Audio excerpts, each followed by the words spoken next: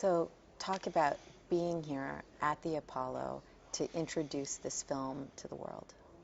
It's man, this is exciting. This is exciting. I mean, I'm just thinking about the red carpet on 125th Street.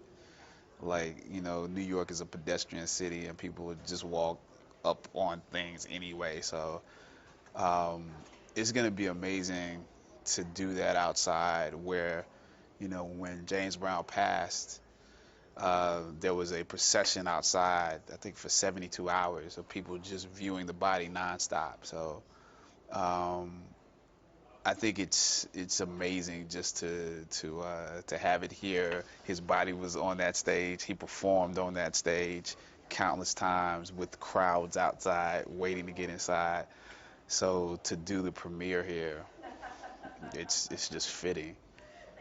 Talk about his big concert here that they recorded live and just the importance of this theater in his life. He did live at the Apollo 62 and live at the Apollo 68 uh, in this theater. And the thing about James Brown is, there was a lot of competition. I mean, it's a lot of competition now, but there was head-to-head competition um, as far as recording and as far as performance. And James Brown's music was translating in the recordings, but it wasn't as popular until that live at the Apollo performance, in which people could really get a feel if they hadn't come to a show. Um, what his shows were actually like. You could hear the crowd um, you could hear the crowd in that performance. It was the first time a soul or R&B album had been recorded live, um, and so it's not just um, an important like artistic moment. It's also an important business moment because he put his own money into it as well because he realized it was such an important thing. So when you listen to that album, you're hearing just the innovation of who he was and how he changed music and he changed the music business. Talk about his influence on music in the last 50 years. Uh, I mean, essentially, we wouldn't have the music that we have now if it was not for what he was able to piece together. There's his innovations in soul, because James Brown was bringing a sense of big band jazz to soul. He really wasn't even doing soul the way everybody else was doing it. Um, but he also, changed the music to the one the music, you know, starting or being accented on the one, which gives us funk, which gives us Parliament Funkadelic, and Boosie Collins came out of there, out of James Brown's band, and affected other artists as well. Um, Jimi Hendrix played in his band for a short amount of time. Fred Wesley. Uh, so funk, without that, you don't have Prince. Um, you don't have Michael Jackson without James Brown. Um, Michael Jackson's audition for Berry Gordy. I think he either performed "I Got You" um, or "I Got the Feeling." I think it's "I Got the Feeling." As a little boy, you see him basically doing a James Brown in impersonation as a little boy for Berry Gordy when the Jackson Five joined Motown. Uh, you know, you don't have Chris Brown, Usher, Justin Timberlake. You mean maybe we have them, but they're not doing. They're not influenced by this man in the same way if it wasn't for him. So our music is still affected by what he started because it was such an innovation.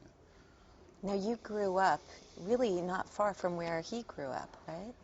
Yeah, a couple, like few hours. He was born in Barnwell, South Carolina. I was born in Anderson, South Carolina. Uh, at an early age, he was moved to Augusta, Georgia, which is across the border. Um, so it was like, at most 3.5, 4 hours away. Yeah. That's were you aware of him growing up?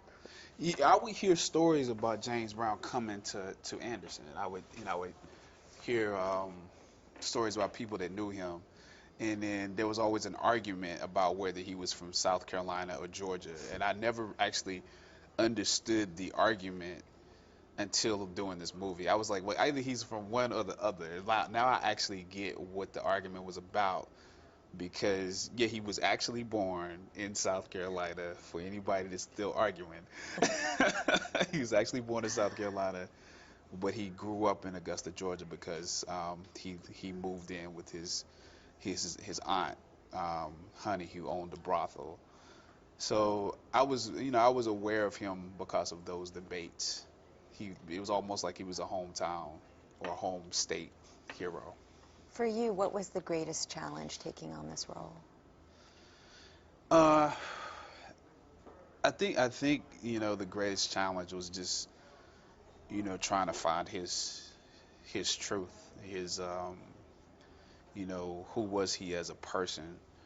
Um, when you have somebody that's like in the public eye so much, and there is a lot of footage of them on camera, and there is also the parody of that person and the caricature of that person.